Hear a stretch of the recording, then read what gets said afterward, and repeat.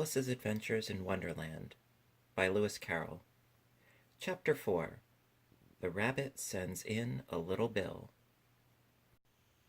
It was the White Rabbit, trotting slowly back again and looking anxiously about as it went, as if it had lost something, and she heard it muttering to itself, "The Duchess! The Duchess! Oh, my dear paws! Oh, my fur and whiskers! She'll get me executed, as sure as ferrets are ferrets! Where can I have dropped them, I wonder?" Alice guessed in a moment that it was looking for the fan and the pair of white kid gloves, and she very good-naturedly began hunting about for them. But they were nowhere to be seen. Everything seemed to have changed since her swim in the pool, and the great hall, with the glass table and the little door, had vanished completely. Very soon the rabbit noticed Alice, as she went hunting about, and called out to her in an angry tone, "Why, Mary Ann, what are you doing out here? Run home this moment, and fetch me a pair of gloves and a fan. Quick now!" And Alice was so much frightened that she ran off at once in the direction it pointed to, without trying to explain the mistake that it had made. "He took me for his housemaid," she said to herself as she ran. "How surprised he'll be when he finds out who I am. But I'd better take him his fan and gloves. That is, if I can find them." As she said this, she came upon a neat little house, on the door of which was a bright brass plate with the name W. Rabbit engraved upon it. She went in without knocking and hurried upstairs, in great fear lest she should meet the real Mary Ann, and be turned out of the house before she had found the fan and gloves. "How queer it seems," Alice said to herself, "to be going messages for a rabbit. I suppose Dinah'll be sending me on messages next." And she began fancying the sort of thing that would happen. "Miss Alice, come here directly, and get ready for your walk." "Coming in a minute, nurse. But I've got to watch this mouse hole till Dinah comes back, and see that the mouse doesn't get out. Only I don't think," Alice went on, "that they'd let Dinah stop in the house if she began ordering people about like that."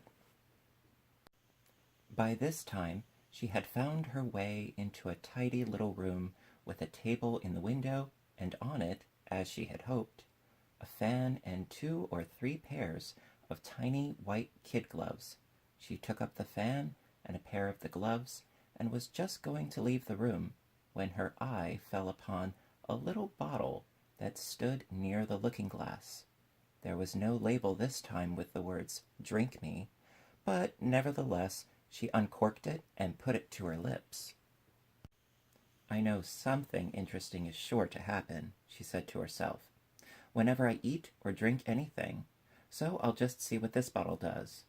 I do hope it'll make me grow large again, for really I'm quite tired of being such a tiny little thing." It did so indeed, and much sooner than she had expected. Before she had drunk half the bottle, she found her head pressing against the ceiling, and had to stoop to save her neck from being broken. She hastily put down the bottle, saying to herself, "That's quite enough. I hope I shan't grow any more. As it is, I can't get out at the door. I do wish I hadn't drunk quite so much." Alas, it was too late to wish that. She went on growing, and very soon had to kneel down on the floor.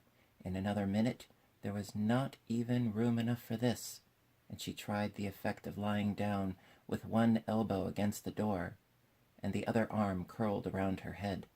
Still she went on growing, and, as a last resource, she put one arm out of the window, and one foot up the chimney, and said to herself, "Now I can do no more, whatever happens.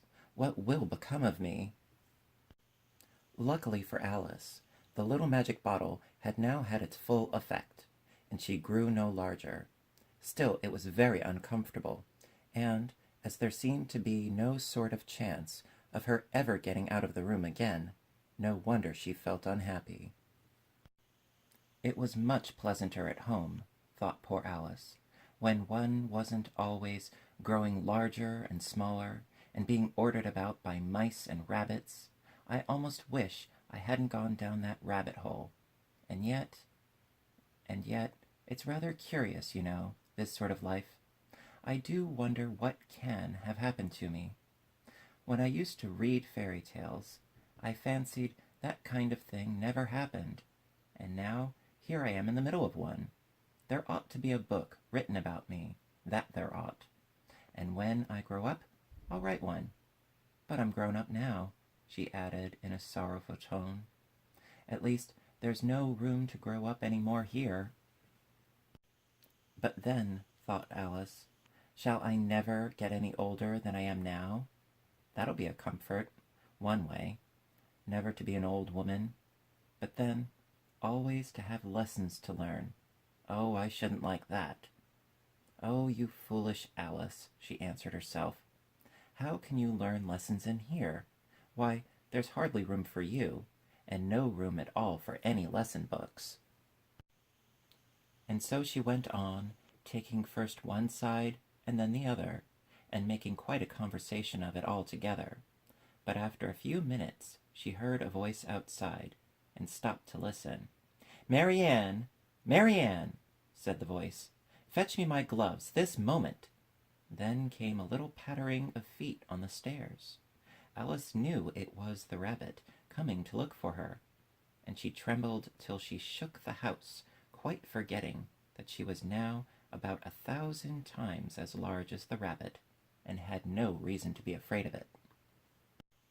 Presently the rabbit came up to the door, and tried to open it, but, as the door opened inwards, and Alice's elbow was pressed hard against it, that attempt proved a failure. Alice heard it say to itself, "Then I'll go round and get in at the window." "That you won't," thought Alice, and after waiting till she fancied she heard the rabbit just under the window, she suddenly spread out her hand and made a snatch in the air. She did not get a hold of anything, but she heard a little shriek and a fall, and a crash of broken glass, from which she concluded that it was just possible it had fallen into a cucumber frame, or something of the sort. Next came an angry voice, the rabbit's. "Pat! Pat! Where are you?" And then a voice she had never heard before. "Sure then I'm here, diggin' for apples, your honor." "Digging for apples indeed," said the rabbit angrily. "Here, come and help me out of this." Sounds of more broken glass. "Now tell me, Pat, what's that in the window?" "Sure it's an arm, your honor." He pronounced it arum.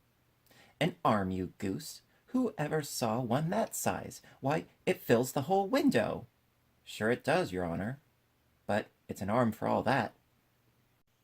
"Well, it's got no business there at any rate. Go and take it away." There was a long silence after this, and Alice could only hear whispers now and then, such as, "Sure, I don't like it, your honor, at all, at all."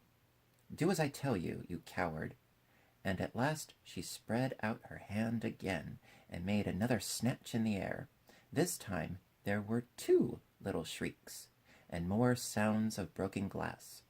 What a number of cucumber frames there must be, thought Alice. I wonder what they'll do next. As for pulling me out of the window, I only wish they could. I'm sure I don't want to stay in here any longer. She waited for some time without hearing anything more. At last came a rumbling of little cartwheels, and the sound of a good many voices, all talking together. She made out the words, "Where's the other ladder? Why, I hadn't to bring but one. Bill's got the other. Bill, fetch it here, lad. Here, put 'em up at this corner. No, tie 'em together first. They don't reach half high enough yet. Oh, they'll do well enough. Don't be particular. Here, Bill, catch hold of this rope. Will the roof bear? Mind that loose slate. Oh, it's coming down, heads below." A loud crash. "Now, who did that? It was Bill, I fancy. Who's to go down the chimney? Nay, I shan't. You do it." "That I won't, then." "Bill's got to go down. Here, Bill, the master says you've got to go down the chimney." "Oh, so Bill's got to come down the chimney, has he?" said Alice to herself. "Why, they seem to put everything upon Bill. I wouldn't be in Bill's place for a good deal. This fireplace is narrow, to be sure, but I think I can kick a little." She drew her foot as far down the chimney as she could, and waited till she heard a little animal, she couldn't guess of what sort it was, scratching and scrambling about in the chimney close above her, then saying to herself, "This is Bill." She gave one sharp kick and waited to see what would happen next. The first thing she heard was a general chorus of "There goes Bill!"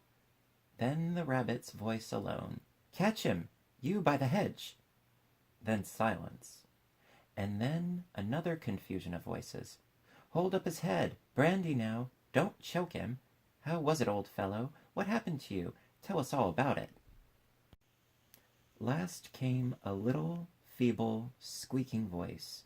"That's Bill," thought Alice. "Well, I hardly know. No more, thank ye. I'm better now. But I'm a deal too flustered to tell you.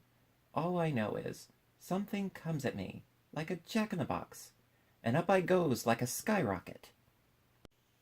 "So you did, old fellow," said the others. "We must burn the house down," said the rabbit's voice. And Alice called out, as loud as she could, "If you do, I'll set Dinah at you."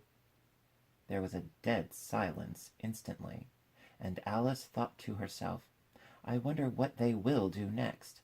If they had any sense, they'd take the roof off." After a minute or two, they began moving about again, and Alice heard the rabbit say, "A barrowful will do, to begin with." A barrowful of what? Thought Alice. But she had not long to doubt, for the next moment a shower of little pebbles came rattling in at the window, and some of them hit her in the face.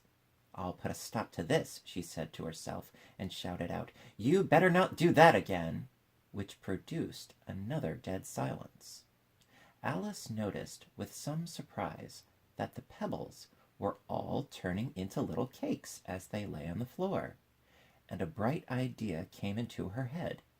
"If I eat one of these cakes," she thought, "it's sure to make some change in my size, and as it can't possibly make me larger, it must make me smaller, I suppose." So she swallowed one of the cakes, and was delighted to find that she began shrinking directly.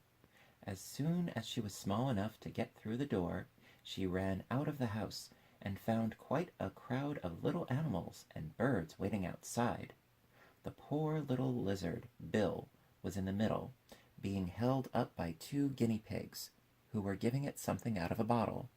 They all made a rush at Alice the moment she appeared, but she ran off as hard as she could, and soon found herself safe in a thick wood. "The first thing I've got to do," said Alice to herself, as she wandered about in the wood, "is to grow to my right size again, and the second thing is to find my way into that lovely garden. I think that will be the best plan." It sounded an excellent plan, no doubt, and very neatly and simply arranged. The only difficulty was that she had not the smallest idea how to set about it, and, while she was peering about anxiously among the trees, a little sharp bark just over her head made her look up in a great hurry.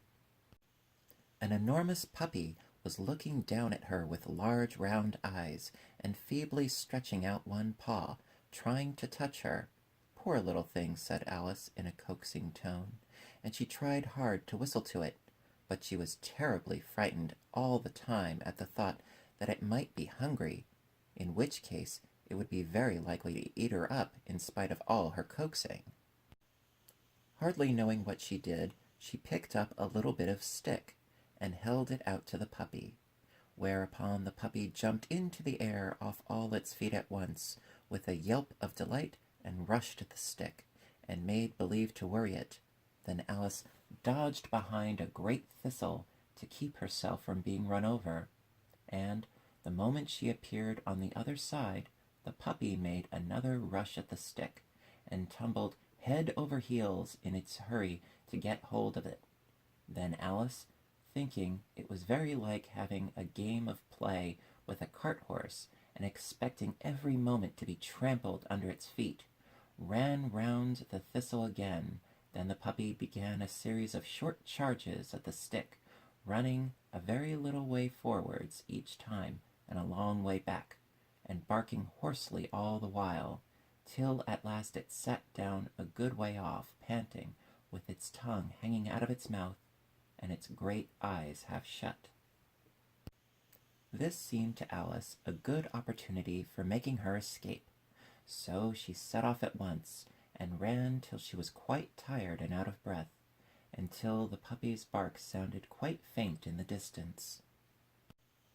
"And yet what a dear little puppy it was," said Alice, as she leant against a buttercup to rest herself, and fanned herself with one of the leaves. "I should have liked teaching it tricks very much, if it had only been the right size to do it. Oh dear, I'd nearly forgotten that I've got to grow up again. Let me see, how is it to be managed? I suppose I ought to eat or drink something or other, but the great question is what?" The great question certainly was what. Alice looked all around her at the flowers and the blades of grass, but she could not see anything that looked like the right thing to eat or drink under the circumstances. There was a large mushroom growing near her, about the same height as herself, and when she had looked under it, and on both sides of it, and behind it, it occurred to her that she might as well look and see what was on top of it. She stretched herself up on tiptoe, and peeped over the edge of the mushroom, and her eyes immediately met those of a large blue caterpillar that was sitting on the top with its arms folded, quietly smoking a long hookah, and taking not the smallest notice of her or of anything else.